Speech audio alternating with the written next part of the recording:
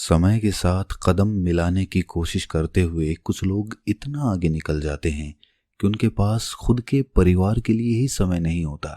और इसका सबसे बड़ा प्रभाव पड़ता है हमारे बुजुर्गों पर। हम अपने दादा दादी के साथ कितना समय बिताते हैं, और जब हम उनके साथ समय नहीं बिता पाते तो इससे उनको अकेलापन महसूस होता है। अगर आप रोना नहीं चाहते तो आज की कहानी यहीं पर छोड़ दीजिए, क्योंकि आज की कहानी सुनने के बाद आपके मन की मिट्टी गीली हो जाएगी। आप सुन रहे हैं आरजे राहुल की आवाज में प्रेमचंद जी द्वारा लिखित कहानी बूढ़ी काकी। बुढ़ापा बहुधा बचपन का पुनरागमन हुआ करता है। बूढ़ी काकी में जीवा स्वाद के सिवा और कोई चेष्टा शेष ना थी, और ना ही अपने कष्टों की ओर आकर्षित करने का रोने के अतिरिक्त कोई दूसरा सहारा ही था। समस्त इंद्रियां, नेत्र, हाथ और पैर जवाब दे चुके थे। पृथ्वी पर पड़ी रहती और घरवाले कोई बात उनकी इच्छा के प्रतिकूल करते, जैसे कि भोजन का समय टल जाता, या उसका कोई काम पूरा ना होता, या फिर बाजार से कोई वस्तु आती और उसे ना मिलती, तो वो रोने लगती। और उनका रोना सिसकना कोई साधारण रोना ना था, वे गला फाड़ फाड़ कर रोती थी। उनके पतिदेव को स्वर्ग सिधारे कालांतर हो चुका था। बेटे तरुण हो होकर चल बसे थे। अब एक भतीजे के अलावा और कोई नहीं था। उसी भतीजे के नाम उन्होंने अपनी सारी संपत्ति लिख दी। भतीजे ने सारी संपत्ति लिखाते समय खूब लंबे चौड़े वादे किए, किंतु वे सब वादे केवल कूली डिपो के दलालों के दिखाए हुए सब्ज बाग थे। यद्यपि उस संपत्ति की वार्षिक आय 150-200 रुपये से कम ना थी, तथापि बूढ़ी काकी को पेट भर भोजन भी कठिनाई से मिलता था। इसमें उनके भतीजे पंडित बुद्धिराम का अपराध था या उनकी अर्धांगिनी श्रीमती रूपा का, इसका निर्णय करना सहज नहीं। बुद्धिराम स्वभाव के सज्जन थे, किंतु उसी समय तक जब तक उनके कोष पर आंच न आए। रूपा स्वभाव से गुस्सैल तो थी, पर ईश्वर से डरती थी, इसीलिए बूढ़ी काकी को उसका गुस्सा इतना नहीं खलता था जितना बुद्धिराम की भलमनसाहत। बुद्धिराम को कभी कभी अपने अत्याचार का खेद होता था। विचारते कि इसी संपत्ति के कारण मैं इस समय भला मानुष बना बैठा हूँ। यदि भौतिक आश्वासन और सूखी सहानुभूति से स्थिति में सुधार हो सकता हो तो उन्हें कदाचित कोई आपत्ति न होती, किंतु खर्चे का डर उनकी सुचेष्टा को दबाए रखता था। यहाँ तक कि यदि द्वार पर कोई भला आदमी बैठा हो और बूढ़ी काकी उस समय अपना राग अलापने लगती तो वो गुस्सा हो जाते और घर में जाकर उन्हें जोर से डांटते। लड़कों को बुढ़ों से स्वाभाविक घृणा होती ही है, और फिर जब माता पिता का ये रंग देखते तो वो बूढ़ी काकी को और ज्यादा सताया करते। कोई चुटकी काट कर भागता, कोई उन पर पानी की कुल्ली कर देता। काकी चीख मार कर रोती, परंतु ये बात प्रसिद्ध थी कि वो केवल खाने के लिए रोती हैं, अतएव उनके संताप और आर्तनाद पर कोई ध्यान नहीं देता था। हाँ, यदि काकी क्रोधित होकर बच्चों को गालियां देने लगती तो उस समय रूपा वहां पर पहुंच जाती। इसी डर से काकी अपनी जिह्वा कृपाण का कदाचित ही प्रयोग करती थी। यद्यपि उपद्रव शांति का ये उपाय रोने से कहीं उपयुक्त था। संपूर्ण परिवार में यदि काकी से किसी को अनुराग था तो वो बुद्धिराम की छोटी लड़की लाडली थी। लाडली अपने दोनों भाइयों के डर से अपने हिस्से की मिठाई चबैना बूढ़ी काकी के पास बैठकर खाया करती थी। यही उसका रक्षागार था। और यद्यपि काकी की शरण उनकी लोलुपता के कारण बहुत महंगी पड़ती थी, तथापि भाइयों के अन्याय से सुरक्षा कहीं सुलभ थी तो बस यही। इसी स्वार्थानुकूलता ने दोनों में सहानुभूति का आरोपण कर दिया था। रात का समय था। बुद्धिराम के द्वार पर शहनाई बज रही थी और गांव के बच्चों का झुंड विस्मयपूर्ण नेत्रों से गाने का रसास्वादन कर रहा था। चारपाइयों पर मेहमान विश्राम करते हुए नाइयों से मुक्कियां लगवा रहे थे। नजदीक खड़ा हुआ भाट वृद्धावली सुना रहा था। आज बुद्धिराम के बड़े लड़के मुखराम का तिलक आया है, ये उसी का उत्सव है। घर के भीतर स्त्रियां गा रही थीं और रूपा मेहमानों के लिए भोजन में व्यस्त थी। भट्टियों पर कढ़ा चढ़ रहे थे। एक में पूड़ियां कचौड़ियां निकल रही थीं तो दूसरे में अन्य पकवान बनते थे। एक बड़े हंडे में मसालेदार तरकारी पक रही थी। घी और मसाले की सुधावर्धक सुगंधी चारों ओर फैली हुई थी। बूढ़ी काकी अपनी कोठरी में शोक में विचार की भांति बैठी हुई थी। ये स्वाद मिश्रित सुगंधी उन्हें बेचैन कर रही थी। वे मन ही मन विचार कर रही थी कि संभवतः मुझे पूड़ियां ना मिलेंगी। इतनी देर हो गई, कोई भोजन लेकर नहीं आया।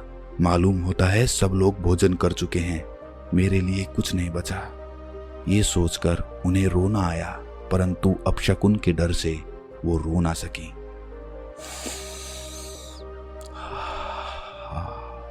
कैसी सुगंधी है। अब मुझे कौन पूछता है, जब रोटियों के ही लाले पड़े हुए हैं तब ऐसा भाग्य कहाँ कि भरपेट पूड़ियां मिले। ये विचार कर उन्हें रोना आया, कलेजे में हुक सी उठने लगी, परंतु रूपा के डर से उन्होंने फिर मौन धारण कर लिया। बूढ़ी काकी देर तक इन्हीं दुखदायक विचारों में डूबी रही। घी और मसालों की सुगंध रह रहकर मन को आपे से बाहर कर देती थी। मुंह में पानी भर आता था। पूड़ियों का स्वाद स्मरण करके हृदय में गुदगुदी होने लगती थी। किसे बताऊं, आज लाडली बेटी भी यहाँ नहीं है। दोनों छोकरे सदा दिख क्या करते हैं, आज उनका भी कहीं पता नहीं। कुछ मालूम तो होता कि क्या बन रहा है। बूढ़ी काकी की कल्पना में पूड़ियों की तस्वीर नाचने लगी। खूब लाल लाल, फूली फूली, नरम नरम होंगी। रूपा ने भली भांति भोजन किया होगा। कचौड़ियों में अजवाइन और इलायची की महक आ रही थी। एक पूड़ी मिलती तो जरा हाथ में लेकर देखती। क्यों ना चलकर कढ़ा के पास ही बैठूं।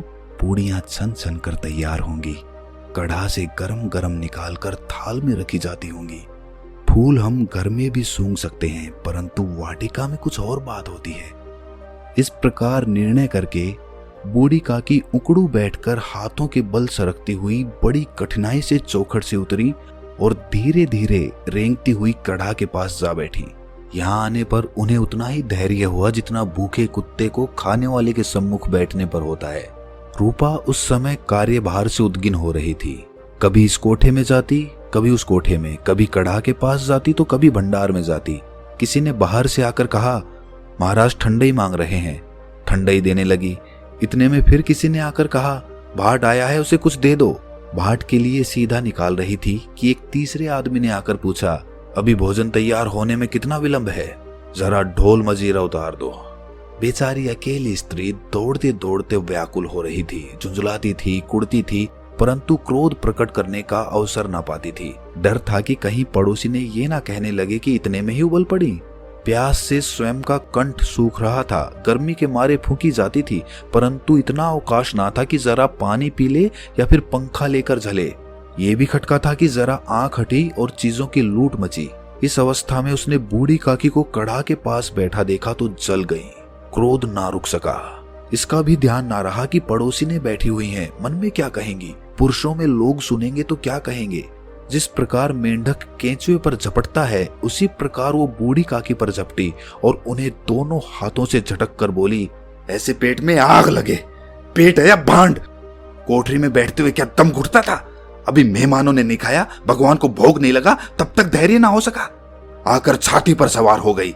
जल जाए ऐसी जीभ, दिन भर खाती ना होती तो ना जाने किसकी हांडी में मुंह मारती। गांव देखेगा तो क्या कहेगा कि बुढ़िया भरपेट खाने को नहीं पाती, तभी तो इस तरह मुंह बाए फिरती है। डायन ना मरे ना माचा छोड़े, नाम बेचने पर लगी है, नाक कटवा कर दम लेगी। इतना ठूसती है, ना जाने कहां बस हो जाता है।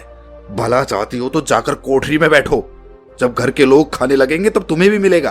तुम कोई देवी नहीं हो कि चाहे किसी के मुंह में पानी भी ना जाए परंतु तुम्हारी पूजा पहले ही हो जाए। बूढ़ी काकी ने सर उठाया, ना रोई ना बोली, चुपचाप रेंगती हुई अपनी कोठरी में चली गई। आवाज ऐसी कठोर थी कि हृदय और मस्तिष्क की संपूर्ण शक्तियां, संपूर्ण विचार और संपूर्ण भार उसी ओर आकर्षित हो गए थे। नदी में जब कगार का कोई वृहद खंड कटकर गिरता है तो आसपास का जल समूह चारों ओर से उसी स्थान को पूरा करने के लिए दौड़ता है। भोजन तैयार हो गया है। आंगन में पत्तलें पड़ गईं। मेहमान खाने लगे। स्त्रियों ने जेवनार गीत गाना आरंभ कर दिया। मेहमानों के नाई और सेवकगण भी उसी मंडली के साथ किंतु कुछ हटकर भोजन करने बैठे थे, परंतु सभ्यतानुसार जब तक सबके सब खाना चुके हों कोई उठ नहीं सकता था। बूढ़ी काकी अपनी कोठरी में जाकर पश्चाताप कर रही थी कि मैं कहां से कहां आ गई। उन्हें रूपा पर क्रोध नहीं था, अपनी जल्दबाजी पर दुख था। सच ही तो है, जब तक मेहमान लोग भोजन ना कर चुकेंगे घर वाले कैसे खाएंगे। मुझसे इतनी भी देर ना रहा गया। सबके सामने पानी उतर गया। जब तक कोई बुलाने नहीं आएगा नहीं जाऊंगी। मन ही मन इस प्रकार का विचार करके वो बुलाने की प्रतीक्षा करने लगी, परंतु घी की रुचिकर श्वास बड़ी धैर्य परीक्षक प्रतीत हो रही थी। उन्हें एक एक पल एक एक युग के समान मालूम होता था। अब पत्तल बिछ गई होगी, अब मेहमान आ गए होंगे। लोग हाथ पैर धो रहे हैं, नाई पानी दे रहा है। मालूम होता है लोग खाने बैठ गए, जेवनार गाया जा रहा है। ये विचार कर वो मन को बहलाने के लिए लेट गई। धीरे धीरे एक गीत गुनगुनाने लगी। उन्हें मालूम हुआ कि मुझे गाते हुए बहुत देर हो गई। क्या इतनी देर तक लोग भोजन ही कर रहे होंगे? किसी की आवाज सुनाई नहीं देती। अवश्य ही लोग खा पी कर चले गए। मुझे कोई बुलाने नहीं आया। रूपा चिढ़ गई है, क्या जाने ना बुलाए। सोचती हो कि आप ही आवेंगी, वो कोई मेहमान तो है नहीं जो उन्हें बुलाऊं। बूढ़ी काकी चलने को तैयार हुई, ये विश्वास कि 1 मिनट में पूड़ियां और मसालेदार तरकारियां सामने आएंगी उनकी स्वादेंद्रियों को गुदगुदाने लगा। उन्होंने मन में तरह तरह के मंसूबे बांधे। पहले तरकारी से पूड़ियां खाऊंगी, फिर दही और शक्कर से। कचौड़ियां रायते के साथ मजेदार मालूम होंगी। चाहे कोई बुरा माने या भला, मैं तो मांग मांग कर खाऊंगी। यही ना लोग कहेंगे कि इन्हें विचार नहीं, कहा करें। इतने दिन के बाद पूड़ियां मिल रही हैं तो मुंह जूठा करके थोड़े ही उठ जाऊंगी। ओकड़ू बैठकर सरकते हुए आंगन में आई, परंतु हाय दुर्भाग्य, अभिलाषा ने अपने पुराने स्वभाव के अनुसार समय की मिथ्या कल्पना की थी। मेहमान मंडली अभी भी बैठी हुई थी। कोई खाकर उंगलियां चाटता था तो कोई तिरछे नेत्रों से देखता था कि और लोग अभी भी खा रहे हैं या नहीं। कोई इस चिंता में था कि पत्तल पर पूड़ियां छूटी जाती हैं, किसी तरह इन्हें भीतर रख लेता। कोई दही खाकर चटखारता था, परंतु दूसरा डोना मांगते संकोच करता था कि इतने में बूढ़ी काकी रेंगती हुई उनके बीच में आ पहुंची। कई आदमी चौंक कर उठ खड़े हुए, पुकारने लगे कि अरे ये बुढ़िया कौन है, यहाँ कहां से आ गई, देखो किसी को छू ना दे। पंडित बुद्धिराम काकी को देखते ही क्रोध से तिलमिला गए। पूड़ियों का थाल लिए खड़े थे, थाल को जमीन पर पटक दिया और जिस प्रकार निर्दयी महाजन अपने किसी बेईमान और भगोड़े कर्जदार को देखते ही उसका टेटुआ पकड़ लेता है, उसी तरह लपक कर उन्होंने काकी के दोनों हाथ पकड़े और घसीटते हुए लाकर उन्हें अंधेरी कोठरी में दम से पटक दिया। आशारूपी वाटिका लू के एक झोंके में विनष्ट हो गई। मेहमानों ने भोजन किया, घर वालों ने भोजन किया, बाजे वाले धोबी चमार भी भोजन कर चुके, परंतु बूढ़ी काकी को किसी ने ना पूछा। बुद्धिराम और रूपा दोनों ही बूढ़ी काकी को उनकी निर्लज्जता के लिए दंड देने का निश्चय कर चुके थे। उनके बुढ़ापे पर, दीनता पर, हतज्ञान पर किसी को करुणा न आई थी। अकेली लाडली उनके लिए कुढ़ रही थी। लाडली को काकी से अत्यंत प्रेम था। बेचारी भोली लड़की थी, बाल विनोद और चंचलता की उसमें गंध तक ना थी। दोनों बार जब उसके माता पिता ने काकी को निर्दयता से घसीटा तो लाडली का हृदय ऐंठ कर रह गया। वो झुंझला रही थी कि हम लोग काकी को क्यों बहुत सी पूड़ियां नहीं दे देते, क्या मेहमान सबकी सब खा जाएंगे? और यदि काकी ने मेहमानों से पहले खा लिया तो क्या बिगड़ जाएगा? वो काकी के पास जाकर उन्हें धैर्य देना चाहती थी, परंतु माता के डर से नहीं जाती थी। उसने अपने हिस्से की पूड़ियां बिल्कुल ना खाई थी, अपनी गुड़िया की पिटोरी में बंद कर रखी थी। उन पूड़ियों को काकी के पास ले जाना चाहती थी। उसका हृदय अधीर हो रहा था। बूढ़ी काकी मेरी बात सुनते ही उठ बैठेंगी, पूड़ियां देखकर कैसी प्रसन्न होंगी, मुझे खूब प्यार करेंगी। रात को 11 बज गए थे। रूपा आंगन में पड़ी सो रही थी। लाडली की आंखों में नींद न आती थी। काकी को पूड़ियां खिलाने की खुशी उसे सोने ना देती थी। उसने गुड़िया की पिटारी सामने रखी थी। जब विश्वास हो गया कि अम्मा सो रही है तो वो चुपके से उठी और विचारने लगी कि कैसे चलूं। चारों ओर अंधेरा था, केवल चूल्हों में आग चमक रही थी और चूल्हों के पास एक कुत्ता लेटा हुआ था। लाडली की दृष्टि सामने वाले नीम पर गई। उसे मालूम हुआ कि उस पर हनुमान जी बैठे हुए हैं। उनकी पूंछ, उनकी गदा वो स्पष्ट दिखलाई दे रही है। मारे डर के उसने आंखें बंद कर ली। इतने में कुत्ता उठ बैठा। लाडली को ढाढ़स हुआ। कई सोए हुए मनुष्यों के बदले एक भागता हुआ कुत्ता उसके लिए अधिक धैर्य का कारण हुआ। उसने पिटारी उठाई और बूढ़ी काकी की कोठरी की ओर चली। बूढ़ी काकी को केवल इतना स्मरण था कि किसी ने मेरे हाथ पकड़कर घसीटे। फिर ऐसा मालूम हुआ कि जैसे कोई पहाड़ पर उड़ाए लिए जा रहा हो। उनके पैर बार बार पत्थरों से टकराए।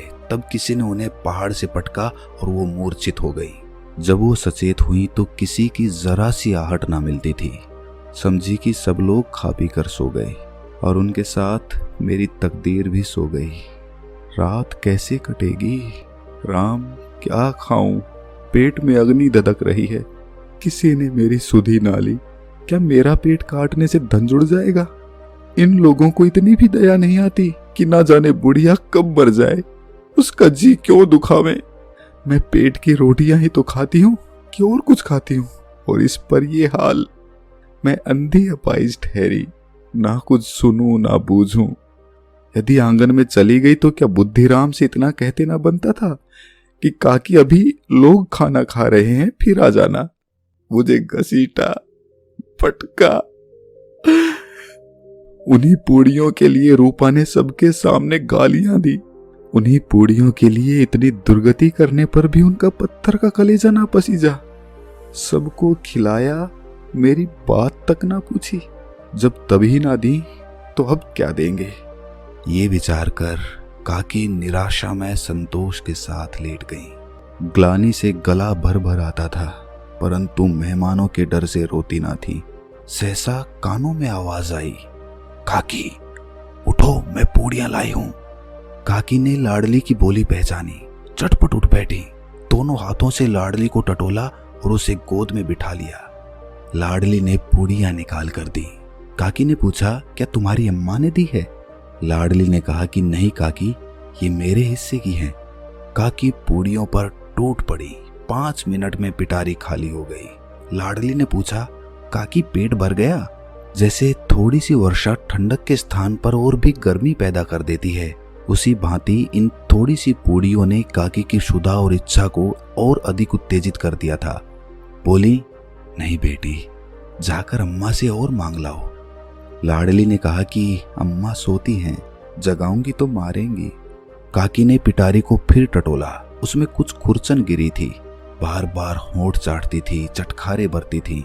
हृदय महसूस रहा था कि और पूड़ियां कैसे पाऊं। संतोष सेतु जब टूट जाता है तब इच्छा का बहाव अपरिमित हो जाता है। मतवालों को मद का स्मरण करना उन्हें मदांध बनाता है। काकी का अधीर मन इच्छाओं के प्रबल प्रवाह में बह गया। उचित और अनुचित का विचार जाता रहा।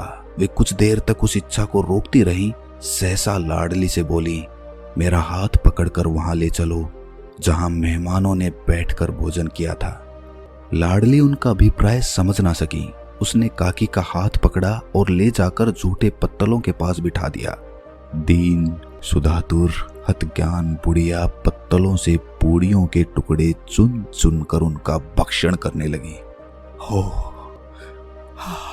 दही कितना स्वादिष्ट था, कचौड़ियां कितनी सलोनी, खस्ता कितने सुकोमल।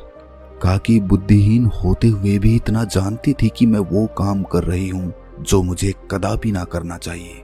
मैं दूसरों की झूठी पत्तल चाट रही हूँ। परंतु बुढ़ापा तृष्णा रोग का अंतिम समय है, जब संपूर्ण इच्छाएं एक ही केंद्र पर आ लगती हैं। बूढ़ी काकी में वो केंद्र उनकी स्वादेंद्रियां थी। ठीक उसी समय रूपा की आंख खुली। उसे मालूम हुआ कि लाडली मेरे पास नहीं है। वो चौंकी, चारपाई के इधर उधर ताकने लगी कि कहीं नीचे तो नहीं गिर पड़ी। उसे वहां ना पाकर वो उठी तो क्या देखती है कि लाडली झूठे पत्तलों के पास चुपचाप खड़ी है और बूढ़ी काकी पत्तलों पर से पूड़ियों के टुकड़े उठा उठा कर खा रही है। रूपा का हृदय सन्न हो गया। किसी गाय की गर्दन पर छुरी चलते देखकर जो अवस्था उसकी होती वही उस समय हुई। एक ब्राह्मणी दूसरों की झूठी पत्तल टटोले, इससे अधिक शोक में दृश्य असंभव था। पूड़ियों के कुछ ग्रासों के लिए उसकी चचेरी सास ऐसा घटिया कर्म कर रही है। ये वो दृश्य था जिसे देखकर देखने वालों के हृदय कांप उठते हैं।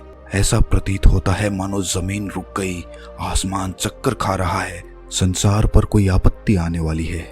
रूपा को क्रोध न आया। शोक के सम्मुख क्रोध कहाँ, करुणा और डर से उसकी आंखें भर आईं। इस अधर्म का भागी कौन है? उसने सच्चे हृदय से गगन मंडल की ओर हाथ उठाकर कहा, परमात्मा मेरे बच्चों पर दया करो, इस अधर्म का दंड मुझे मत दो, नहीं तो मेरा सत्यानाश हो जाएगा। रूपा को अपनी स्वार्थपरता और अन्याय इस प्रकार प्रत्यक्ष रूप में कभी ना दिख पड़े थे। वो सोचने लगी कि हाय कितनी निर्दयी हूं मैं, जिसकी संपत्ति से मुझे 200 रुपये आय हो रही है, उसकी ये दुर्गति, और वो भी मेरे कारण।